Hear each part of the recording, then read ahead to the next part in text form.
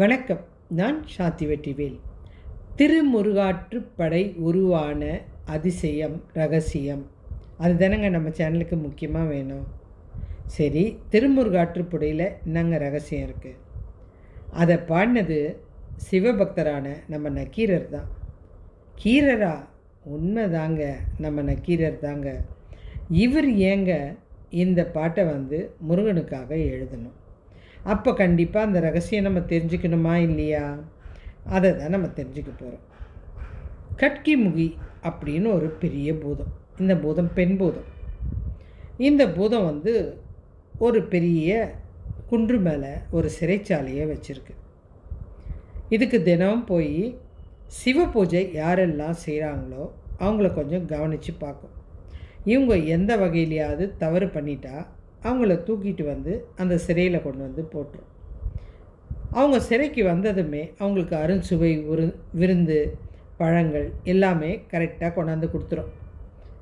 இதை பார்த்ததுமே இந்த சிறையில் இருந்த அந்த மகான்களுக்கு அந்த சன்னியாசிகளுக்கெல்லாம் ஆச்சரியம். நம்ம பண்ணது தப்பு, நியாயப்படி இந்த பூதம் நமக்கு தண்டனை கொடுக்கணும். ஆனால் இது என்ன ஆச்சரியமான பூதமாக இருக்க, நம்மளை கொண்டு அடைச்சி வச்சுட்டு வகை வகையாக சாப்பாடு கொடுக்குது, சந்தோஷமாக வச்சுக்குது. இது தான்ப்பா எனக்கும் புரியல அப்படின்னு ஒருத்தருக்கு ஒருத்தர் பேசுகிறாங்க. நம்ம யாரையும் அடிக்கவும் இல்லை, துன்புறுத்தவும் இல்லை. ஏதாவது வேலை வாங்கினா கூட ஏதோ இந்த பூதம் நம்மளை கஷ்டப்படுத்துதுன்னு அழலாம். அழறதுக்கு வேலையே இல்லை. பசியாக நல்ல வகையான சாப்பாடு. சில முனிவர்கள் சாப்பிடாமல் பழங்களை சாப்பிட்றாங்க, அதுவும் கிடைக்கிது. இதெல்லாம் ஏன் செய்யுது? ஒரு வேளை அந்த பூதத்துக்கு எதனா பைத்தியம் முடிச்சிருக்கா, இல்லைன்னா ஓவர் சிவபக்தியா, அதனால் நம்ம தப்பு பண்ணுறதுனால தண்டிக்குதா? இப்படி பல குழப்பம் இவங்களுக்குள்ளே இருந்துகிட்டே இருக்குது. காலம் போயிட்டே இருக்குது. இதில் ஒரு முனிவர் மாத்திரம் யோசிக்கிறாரு. ஏன்பா, நம்மளும் பல வருஷம் ஆகுது, இந்த பூதம் எது கேட்டாலும் இல்லைன்னு சொல்லாமல் கொடுக்குது. நல்ல பூதமாக தான் இருக்குது. நம்ம ஏன் இங்கே இவ்வளோ வருஷம் இருக்கிறோம்? அந்த பூதம் நம்மளை என்ன தான் பண்ண போகுது? எதுக்காக நம்மளை கைது பண்ணி இங்கே வைக்குது? இதெல்லாம் நம்ம அந்த பூதம் வந்தால் கேட்கணும். எனக்கும் ஆசையாக தான் இருக்குது. தெரிஞ்சிக்காமல் ஒரு இடத்துல சும்மா உட்கார்றது, 4 வகை உணவு இருந்தால் கூட நம்மளுக்கு எப்படியோ ரகசியம் தெரியலன்னா மண்டை வடிச்சிடும். இந்த மகான்களுக்கும் அப்படி தான் தோணுச்சு. ஒரு முனிவர் மாத்திரம் இதை பூதத்துக்கிட்டே கேட்டுடலாமா, நீங்கள் என்ன சொல்கிறீங்க? கேளுங்க, அது ஒன்றும் பெரிய விஷயம் இல்லை அப்படின்னு. இல்லை, என் மனசை மாத்திரம் அவருக்கு கொண்டு தான் அந்த ஞானம் வந்திருக்கா போல இருக்குது, நம்ம இந்த பூதத்துக்கிட்ட கேட்கணும் அப்படின்னு காத்துட்ருக்காங்க. அப்போ தான் பூதம் வருது அந்த இடத்துக்கு. உடனே இவங்க கேட்குறாங்க, பூதமே, நீ நல்ல பூதம்னு எங்களுக்கு தெரிஞ்சு போச்சு, நீ சரியான சிவபக்தனும் தெரிஞ்சு போச்சு, யாரையும் கொல்ல மாட்டேன், துன்புறுத்த மாட்டேன், இதெல்லாம் உன்னுடைய கொள்கையெல்லாம் எங்களுக்கு பிடிச்சிருக்கு. எங்களுக்கு தெரிய வேண்டியது ஒன்றே ஒன்று தான், எதுக்காக எங்களை அடைச்சி வைக்கிற? நீ எதுக்கு மந்திரம் படிக்கிற, சிவபுராணம் பண்ணுற? அந்த பூதம் கேட்குது. இவங்க சொல்கிறாங்க, நாங்கள் ஈசனை பார்க்கணும். உனக்கு ஒரு ஆசை இருக்குல்ல, அந்த மாதிரி ஒவ்வொரு மனுஷனுக்கும் ஒவ்வொரு ஆசை இருக்கும்.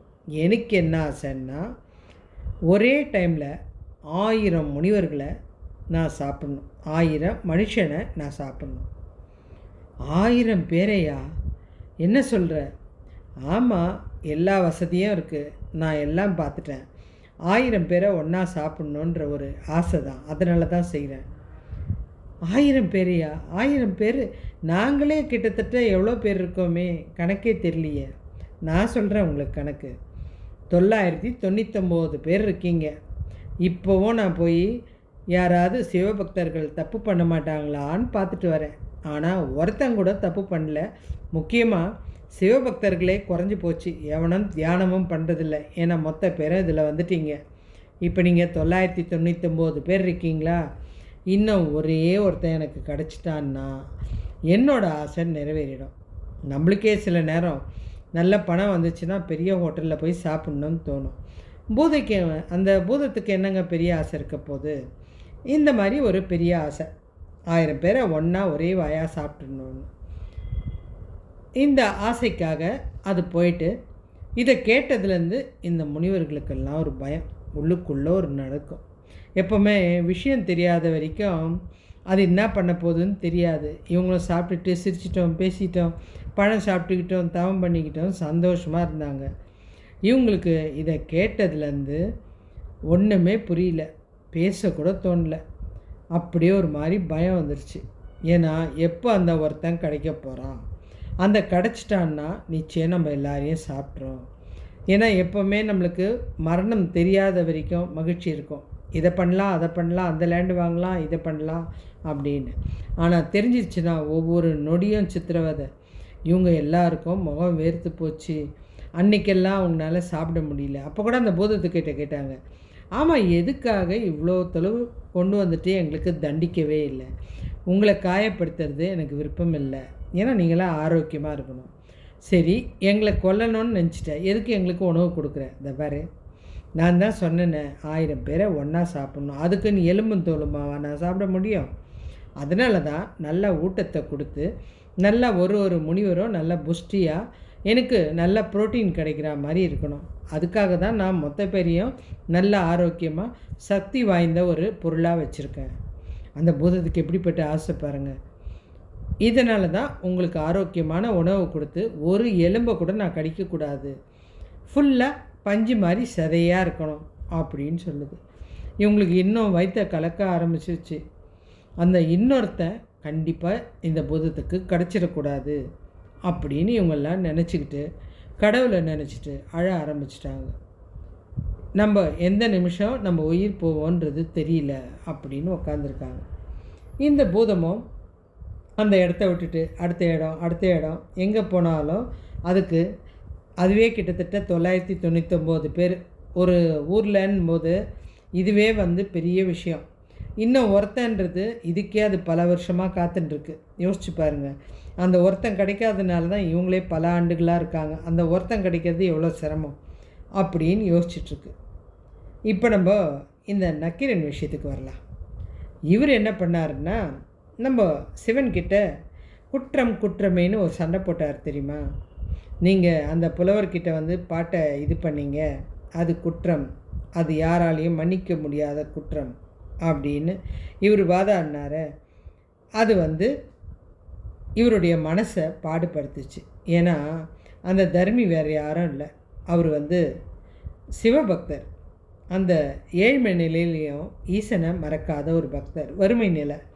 அதனால தான் ஈசன் அவருக்காக இறங்கி தன்னுடைய பக்தர்கள் யாரும் துன்புறக்கூடாது அப்படின்னு பாட்டு எழுதி கொடுத்தாரு. அந்த பாட்டை இவர் கண்டுபிடிச்சி தப்புன்னு சொல்ல ஆரம்பித்து 2 பேருக்கும் சண்டை அவரை எரிச்சிட்டார். அவர் கோவத்தில் அந்த தண்ணியில் தூக்கி போட்டாச்சு, தாமரை குளத்தில். இதெல்லாம் மதுரையில் நடந்ததுன்னு நமக்கு தெரியும். இவர் அதுக்கப்புறம் உயிர் பெற்று வந்துட்டார். அதுக்கப்புறம் தர்மிக்கு செய்ய வேண்டிய பணிவிடையெல்லாம் செஞ்சு என்னை மன்னிச்சிருப்பா அப்படின்ட்டார். இருந்தாலும் எல்லாரும் சொன்னாங்க, நக்கீரா, நீ பண்ணது ரொம்ப தப்பு. ஈசன் செய்கிற எல்லா செயல்லையும் ஏதோ ஒரு விஷயம் இருக்கும், நீ ஏன் அதை தப்பாக புரிஞ்சுக்கிட்ட? அவர் தர்மிக்கு எழுதி கொடுத்தாருனாலும் அவருடைய வறுமை தானே.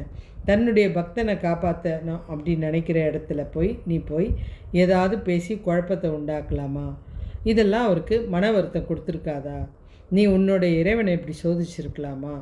இவ்வளோ பெரிய ஒரு ப்ரெஷர் கொடுத்துருக்கலாமா சிவனுக்கு அப்படின்னு சொன்னவுடனே இவருக்கு அது மன பாதிப்பு. சரி, எங்கே சிவன் கோயில் இருக்கோ எல்லா கோயிலுக்கும் போகலாம், அந்த பாவத்தை கழிக்கலாம் அப்படின்னு அவர் எல்லா இடத்துக்கும் போய் ஒவ்வொரு இடத்துலையா போய் அந்த ஈசனை நினச்சி அங்கே உட்காந்து தவம் பண்ண வேண்டியது, வர வேண்டியது, இப்படியே பண்ணிகிட்டு இருந்தார். இவர் போகிற வழி தான் இந்த ஒரு ஆறு இருக்குது. அந்த ஆற்றுக்கு பக்கத்தில் ஒரு மரம் இருக்குது. இவர் காலம் தவறாமல், அதாவது நேரம் தவறாமல் ஒவ்வொரு இடத்துலையும் சாயங்காலத்துக்கு மேலே அந்த சிவ பூஜை செய்ய ஆரம்பிச்சிருவார். இவர் இங்கேயே வந்துட்டார் இந்த ஊருக்கு. கொஞ்சம் தொலைவில் அங்கே ஒரு ஆற்றங்கரையோரம் ஒரு மரம் இருக்குது, அது வில்வ மரம். இவர் அங்கே போயிட்டு உட்காந்துட்டார். அந்த ஆற்றுல போய் கை காலெலாம் கழுவிட்டு முகல்லாம் கழுவிட்டு சுத்தபத்தமாக உட்காந்துட்டார். கொஞ்ச நேரம் அப்படி யோசிக்கிறார், நம்ம சிவ பூஜையை தொடங்கிடலாம் அப்படின்னு நினச்சிட்டார். அதுக்காக என்ன பண்ணார், மண்ணெல்லாம் குவிக்க ஆரம்பித்தார் சிவனை செய்யறதுக்கு. அந்த நேரம் பார்த்து அந்த மரத்துக்கு மேலே அந்த கட்கி முக்கி பூதம் வந்துருச்சு. கொஞ்ச நேரம் பார்த்தது, இந்த ஆள் நிச்சயமாக சிவபூஜையில் தப்பு செய்ய வாய்ப்பே கிடையாது.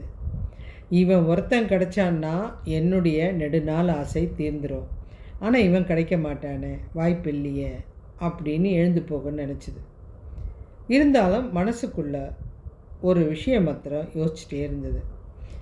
இவனை கிடைக்க வைக்கிறதுக்கு என்ன பண்ணுறது அப்படின்னு சிந்திச்சுது.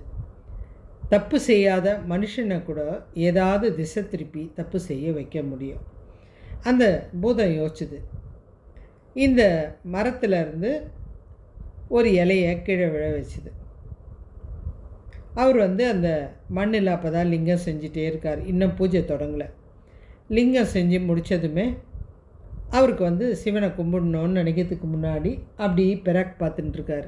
சுற்றி இங்கே அழகாக இருக்குது குளக்கரை, சுற்றி நம்ம உட்காந்துருக்கிறதும் வில்லு மரம் அருமையாக இருக்குது அப்படின்னு ரசின்னு பார்த்துட்ருக்காரு. திடீர்னு அந்த மரத்துலேருந்து ஒரு இலையில் இந்த பூதம் ஒரு வித்தையை செஞ்சு அனுப்புது. அந்த இலை அப்படியே பறந்து இவரை முதல்ல ஒரு இலை பறந்து வந்தது. அதை கவனிச்சிட்டு தான் சுற்றி பார்த்துட்டுருக்காரு. இந்த வாட்டி இலை பறந்து கீழே விழுந்து டக்குன்னு சிறக அடித்து ஒரு பறவையாக மாறி வானத்துக்கு போயிடுச்சு. இவர் பறவை தான் இருக்கும், நம்ம போய் அதை இலைன்னு நினச்சிட்டோம் அப்படி இன்னும் பூஜை தொடங்கலை நினச்சிட்டு பார்த்துட்டே இருக்கார். இன்னும் கொஞ்சம் நேரம் கழித்து இன்னொரு இலை விழுது. அது அப்படியே தண்ணியில் அப்படியே மிதந்து போய் தண்ணியில் விழுந்து திடீர்னு மீனாக ஓட ஆரம்பிச்சுது. இவருடைய கண் தலை ரெண்டும் சாஞ்சி பார்க்குது. என்னடா இது அப்படின்ட்டு. இன்னும் கொஞ்சம் நேரம் கழித்து ஒரு இலை அதே மாதிரி இவரை இதை பார்த்தவொடனே இதெல்லாம் மனுஷ இயல்பு, இதெல்லாம் நம்ம கவனம் செலுத்தக்கூடாதுன்னு பூஜை தொடங்க போகிறாரு. அப்போ ஒரு இலை பாதி இலை தண்ணியிலையும் பாதி இலை நிலத்துலேயும் இருக்குது. நல்லா பார்த்துங்க, ரெண்டும் பாதி பாதி இருக்குது. இவர் அதை பார்க்கும்போது மேல் பக்கம் அந்த தண்ணியில் இருக்கிற இலை மீனோட தலையாக இருக்குது, பின்னாடி பக்கம் இறகு இருக்குது. மீன் வாழறதுக்காக அந்த பறவையை தண்ணிக்கு இழுத்துட்டு போகுது. இந்த கரையில் இருக்கிற இந்த பறவை வாழறதுக்காக அந்த மீனை கரைக்கு இழுக்குது.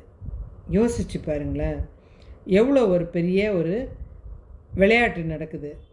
இந்த நிமிஷம் இவருடைய மனசு அப்படியே அதிர்ச்சியில் இதில் யார் ஜெயிக்க போகிறா அப்படின்னு பார்த்துட்ருக்காரு. மீனா இல்லை இந்த நமக்கே ஒரு நிமிஷம் ஆச்சரியமாக இருக்குது. மீன் ஜெயிக்க போதா இல்லை இந்த பறவை மேலே மீனை தூக்கிட்டு போதா? இவருடைய கவனம் கொஞ்சம் கொஞ்சமாக போய் அந்த பூஜை செய்ய முடியாமல் இதில் யார் ஜெயிக்க போகிறா அப்படின்னு அந்த பூஜையை மறந்துட்டு இவர் வாயை திறந்து சொன்னதுமே அந்த பூதம் அப்படியே அந்த நக்கீரரை தூக்கிட்டு தன்னுடைய அந்த குன்றில் இருக்கிற அந்த சிறைச்சாலைக்கு போயிடுச்சு. இவரை தூக்கிட்டு போய் உள்ளே போட்டதுமே அழுதுட்டு இருந்த மொத்த பேரும் நக்கீரரை பார்த்தவொடனே எந்திரிச்சு நின்று வணங்கி கும்பிட்டாங்க. ஒரு மனுஷன் பண்ண ஒரு சின்ன தடுமாற்றம் 999 பேர் உயிர் பறிப்போக போகுதுன்னா அப்போ அந்த 999 பேருக்கு கோபம் வருமா வராதா? அட பாவி நக்கீரா, நீ சிவபக்தனா? என்ன காரியம் பண்ணிட்ட? நாங்கள் தவறு செஞ்சோம், ஏதோ சின்ன சின்ன ஒரு சன்னியாசிகள், நாங்கள் தவறு செஞ்சால் கூட தப்பு கிடையாது, நாங்கள் மாற்றிக்கலாம். ஆனால் சிவன் கூட பேசுகிறவன், சிவனை பற்றி நல்லா தெரிஞ்ச நீ போய் தப்பு பண்ணலாமா? கவன சிதறல் பண்ணலாமா? அதை விட பெரிய பாவம் உனக்கு காத்துட்ருக்கு. இப்போ நீ பண்ண வேலையால் நாங்கள் அத்தனை பேரும் இறக்க போகிறோம் அப்படின்னோடனே அவருக்கு அப்போ பயம் வந்துடுச்சு. கடைசியில் என்ன பண்ணுறதுன்னு தெரியலையே, இதுக்கு ஒரே வழின்னா நம்ம முருகன் தான், அவரை தான் வணங்கி ஆகணும், வேறு வழி கிடையாது. ஏன்னா இதுக்கு முன்னாடியே லட்சக்கணக்கான பக்தர்களை இந்த முருகன் கொன்று சிறையிலேருந்து காப்பாற்றிருக்காரு, நிச்சயம் நம்மளை காப்பாற்றுவாருன்ட்டு அந்த திருமுருகாற்றுப்படையை மெய் மறக்க பாட ஆரம்பித்தார். இவர் பாட பாட முருகன் அங்கே ஓடி வந்துட்டார். தன்னுடைய கையில் இருந்த வேலால் அந்த மலையை தகர்த்து அந்த பூதத்தை அழித்து அதுக்கு மோட்சம் கொடுத்து இந்த 999 பேரையும் காப்பாற்றினார். இப்போ நக்கீரன் மனசு வருத்தப்படும் போது, இல்லை நக்கீரா, நீ அப்பா கிட்ட தமிழில் பேசுகிறத பார்க்கும்போது எனக்கு ரொம்ப ஆச்சரியம், சந்தோஷம். உன்னுடைய வாயால், ஏன்னா தமிழ் இருக்கிற இடம் முருகன் வராமல் இருப்பாரா, என்னுடைய பாடலை கேட்கணுன்னு ஆசைப்பட்டேன், அதுக்காக தான் இந்த விளையாட்டை பண்ணேன் அப்படின்னாரு. திருமுருகாற்றுக்கடை உருவான வரலாறு இதான். இதனால தான் முருகனுக்கு ஆக நக்கீரன் பாடினார். கதை பிடிச்சிதா?